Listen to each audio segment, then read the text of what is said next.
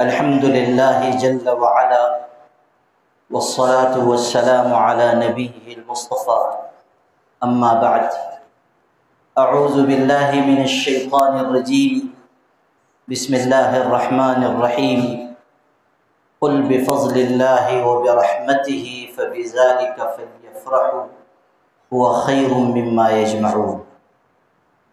استاذ گرامی مرتبت حضرت مولانا محمد ادریس عقیل ملی قاسمی صاحب دامت برکاتہم، رونق مجلس حضرت مولانا مفتی محمد اسماعیل قاسمی صاحب زید مجدہم، دیگر علماء کرام، مہمانان اعظام، حاضرین مجلس، پردہ نشین ماں اور بہن، جب کبھی تعارف میں سمندر کو کوزے میں بند کرنے کی بات ناظم اجلاس کہتا ہے تو یہ مقرر کے لیے تنبیہ ہوتی ہے اور بہت مہذب طریقے سے اس کو یہ سمجھایا جاتا ہے کہ آپ وقت کا خیال رکھیے۔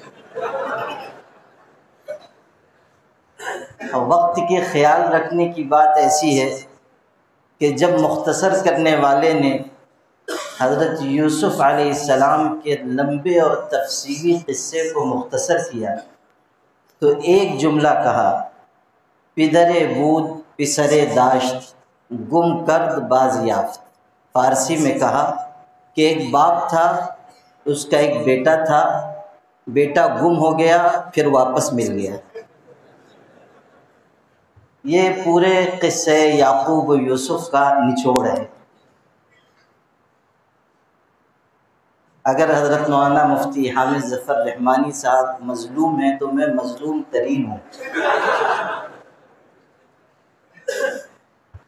فارسی کا ایک بہت بڑا شاعر گزرا ہے، جان محمد قدسی ان کا نام ہے۔ انہوں نے ایک شعر کہا، بروز قیامت ہر کسے در دست گیرد نامرا، من نیز حاضر می شوم تصویر جانا در بغل۔ کہ قیامت کا دن ایسا ہوگا کہ ہر انسان قیامت کے دن اپنا نام اعمال ہاتھ میں لے کر آئے گا اور میں بھی اپنے محبوب کی تصویر بغل میں دبا کر حاضر ہو جاؤں گا۔ جان محمد قدسی کے اس شعر کو شاہ ولی اللہ محدث دہلوی کے فرزند رشید اور ان کے جانشین حضرت شاہ عبدالعزیز محدث دہلوی نے تبدیل کیا۔ حضرت شاہ عبدالعزیز محدث دہلوی بہت بڑے عالم تھے اور زندگی کے آخر تک قرآن پاک کا درس دیا کرتے تھے، محدث بھی تھے، مفسر بھی تھے، مناظر بھی تھے۔ اللہ نے علوم و معارف کا انہیں گنجینہ بنایا تھا۔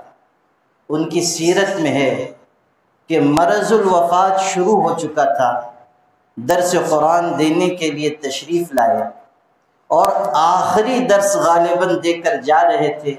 اس وقت جان محمد قدسی کے شعر کو بدل کر یوں پڑھا، پہلا مصرع وہی ہے، دوسرے مصرے کو تبدیل کیا اور یہ کہا، من نیز حاضر می شوم تفسیر قرآن در بغل۔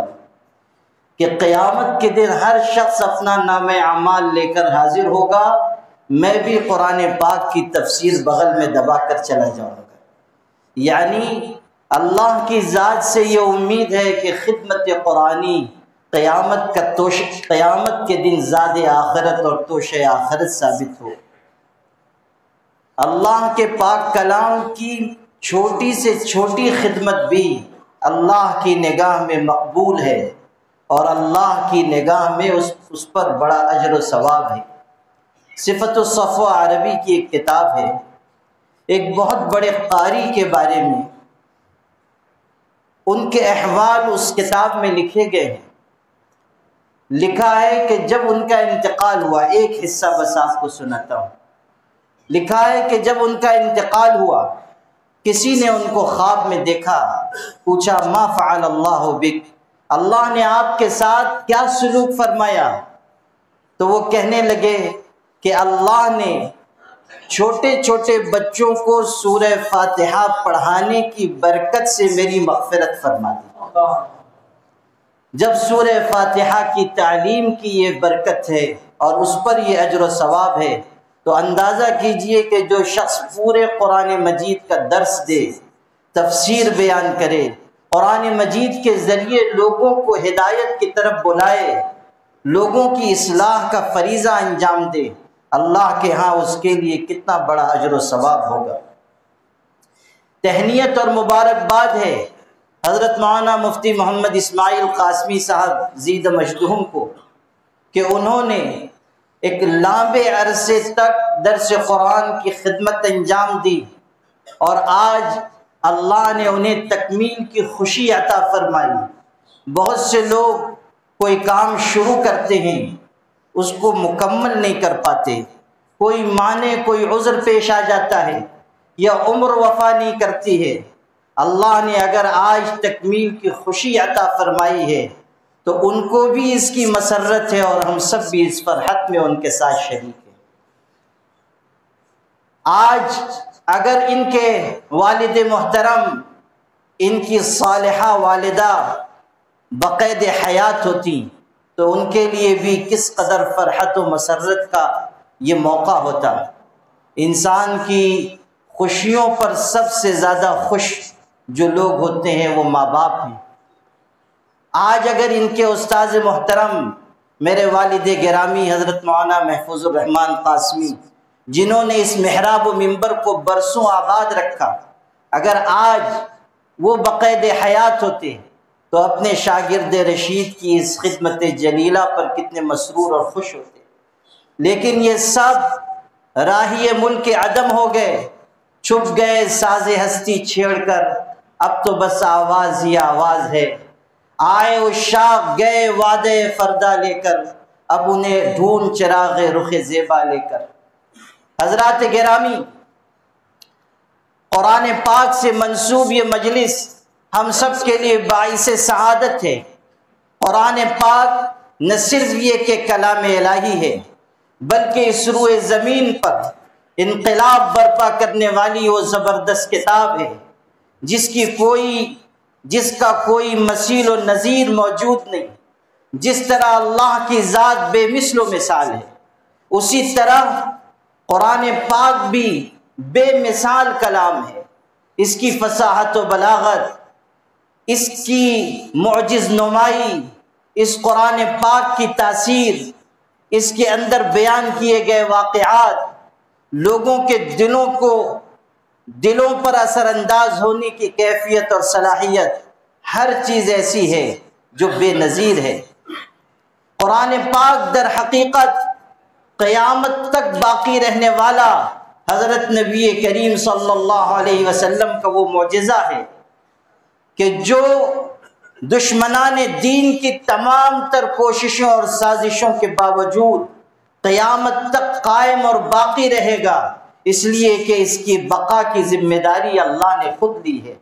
قرآن کا کوئی متبادل نہ بدل ہے، قرآن ہر ایک عقدہ دشوار کا حل ہے، قرآن رسالت کا محافظ بھی خبر بھی، قرآن بصیرت بھی بصارت بھی بصر بھی، قرآن کی آیات میں راتیں بھی ہیں دن بھی، قرآن میں ذکر انسان بھی شیاطین بھی جن بھی، قرآن تاثیر بھی مؤثر بھی اثر بھی، قرآن تاثیر بھی مؤثر بھی اثر بھی، قرآن میں صحرا بھی سمندر بھی حجر بھی، قرآن حقیقت میں گنجینہ ہے ادب کا، قرآن انسانوں پہ احسان ہے رب کا، قرآن گنجینہ ہے اصل و اصول کا، ہاں قرآن معجزہ ہے خدا کے رسول کا۔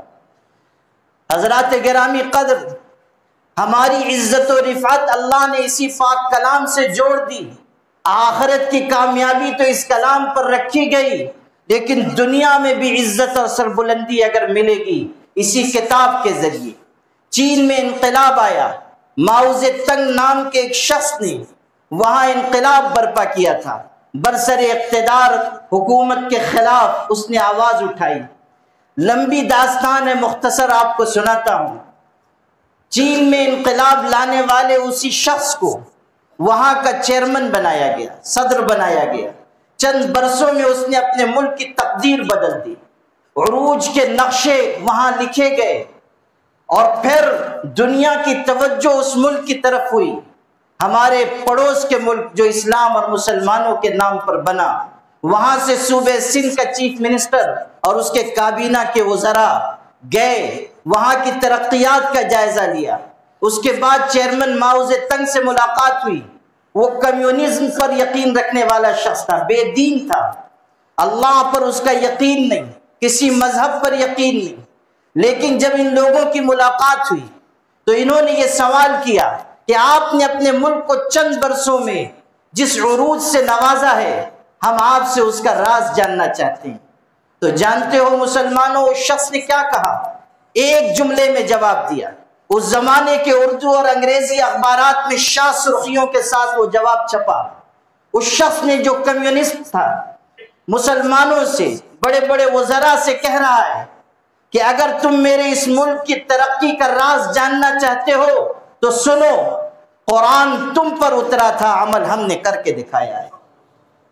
ہماری ترقی کا راز قرآن پاک پر عمل میں پوشیدہ ہے۔ اللہ نے یہ پاک کلام ایسا زبردست بنایا ہے کہ جو اس سے جڑے گا دنیا اور آخرت میں اللہ اس کو عزتوں سے نوازے گا۔ ان اللہ یرفع بہذا الکتاب اقواما ویضع بہ آخرین۔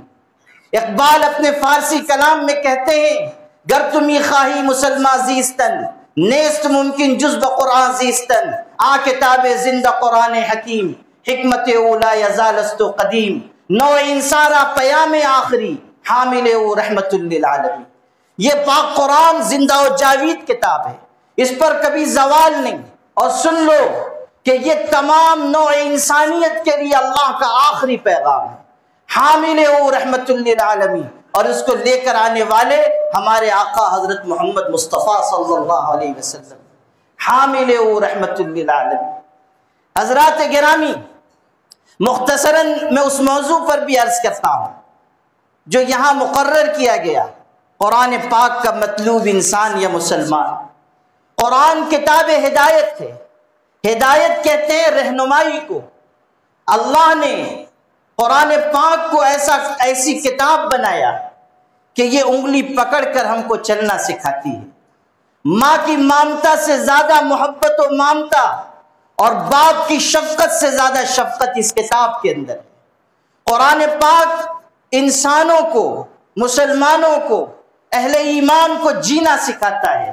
مقصد زندگی، طرز بندگی، دونوں کی تعلیم قرآن دیتا ہے۔ بتایا گیا کہ تم روئے زمین پر اس لیے نہیں پیدا کیے گئے کہ کھاؤ پیو موج مستی کرو، لہو لعب میں مشغول رہو اور مر جاؤ۔ بابر بے عیش کوش کے عالم دوبارہ نیست، مزے لوٹ لو جتنے مزے لوٹنے ہیں کہ دنیا اجڑنے کے بعد پھر بسنے والی نہیں۔ اللہ نے اس لیے دنیا میں نہیں بھیجا۔ مقصد زندگی بندگی ہے۔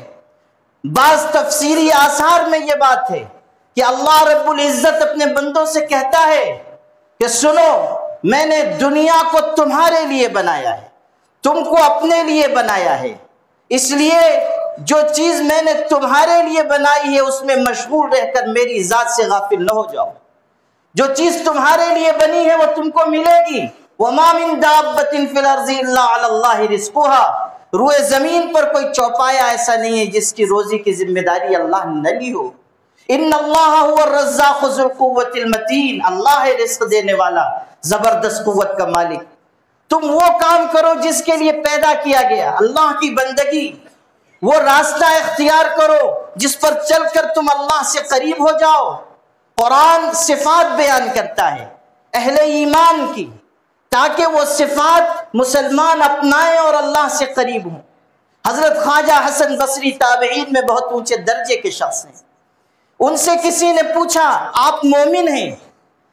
تو حضرت خواجہ حسن بصری نے کتنا خوبصورت جواب دیا، کہنے لگے اگر مومن ہونے سے تمہاری مراد یہ ہے کہ میرا یقین اللہ پر ہے یا نہیں تو سنو میں مومن ہوں، لیکن اگر تمہارا اشارہ قرآن کی ان آیتوں کی طرف ہے جو سورہ انفال میں آئی ہیں، انما المؤمنون الذین اذا ذکر اللہ وجلت قلوبہم وَإِذَا تُلِيَتْ عَلَيْهِمْ آيَاتُهُ زَادَتْهُمْ إِيمَانًا وَعَلَىٰ رَبِّهِمْ يَتَوَكَّلُونَ کہ سچے مسلمان تو وہ ہیں کہ جب اللہ کا ذکر ہوتا ہے تو ان کے جسم لرز جاتے ہیں، دل ان کے لرز جاتے ہیں، کانپ جاتے ہیں۔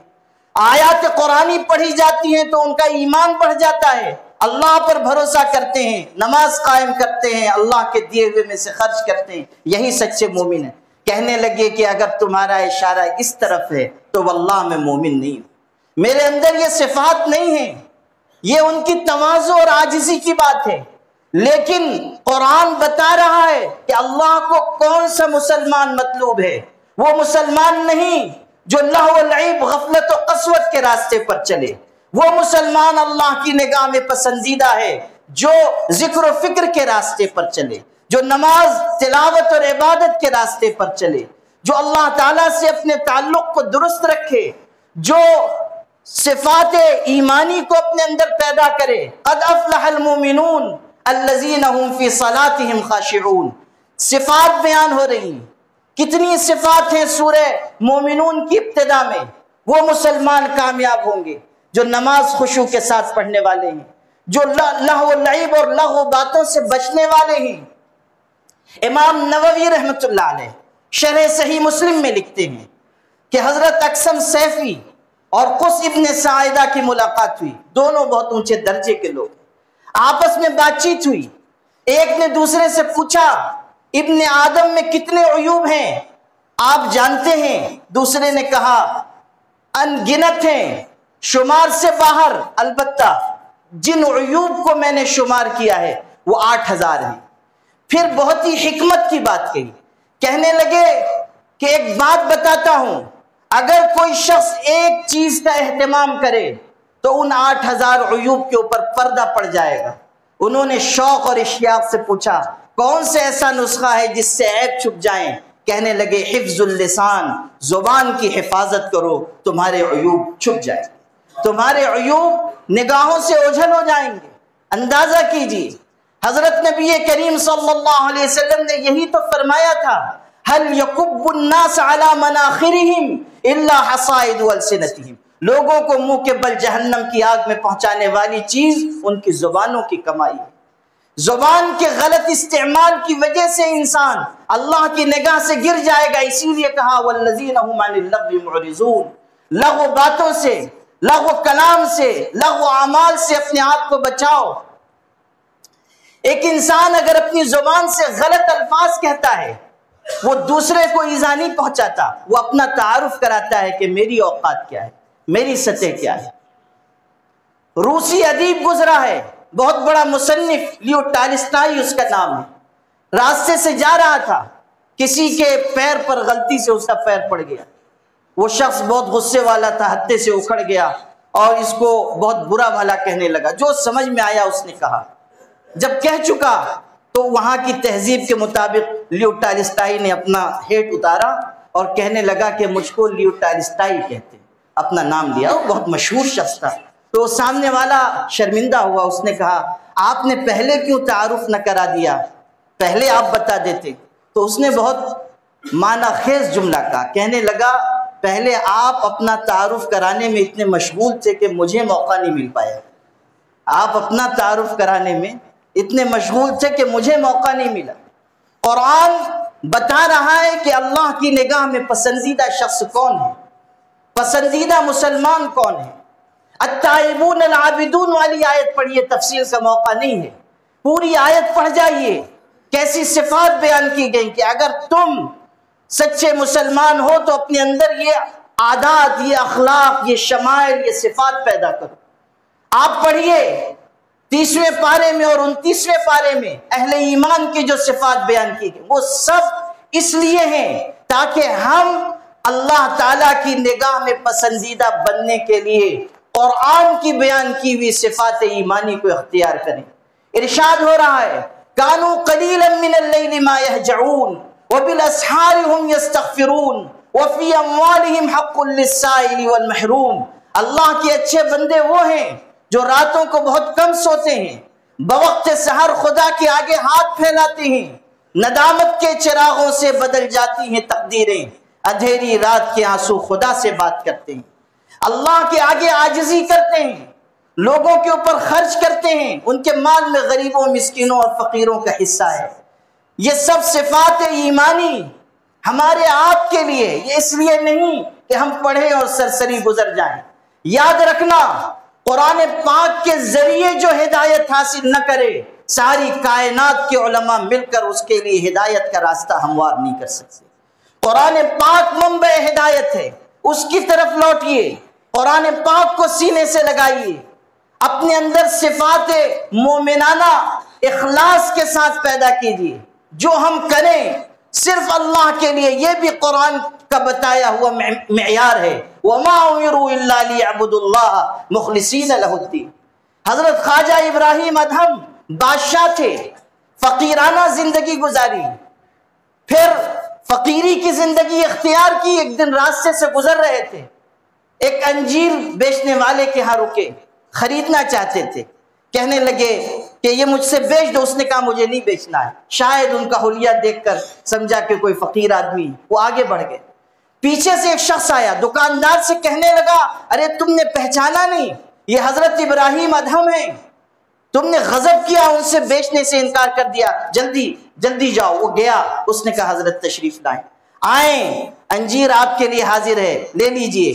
تو انہوں نے تاریخی جملہ کہا اور کتنا خوبصورت ارشاد فرمایا، لا نشتری الدین بالدین، ہم دین دے کر انجیر نہیں خریدا کرتے، دین فروخت کریں اور دنیا کا مال و متاع حاصل کریں، یہ ہمارا طریقہ نہیں۔